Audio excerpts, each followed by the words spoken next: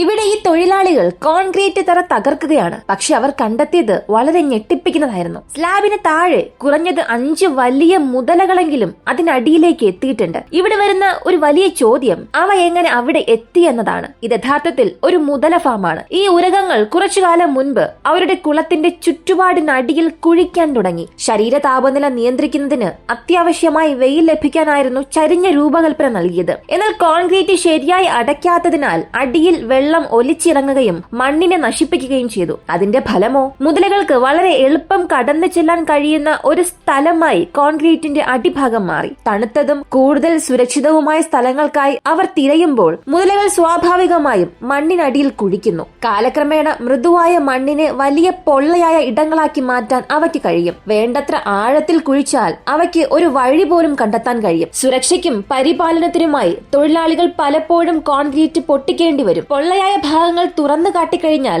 ഈ മുതലകൾ തിരികെ വരുന്നതോ കുഴിയെടുക്കുന്നത് തുടരുന്നതോ തടയാൻ ഈ ഇടങ്ങൾ അവർ നികത്തുന്നു.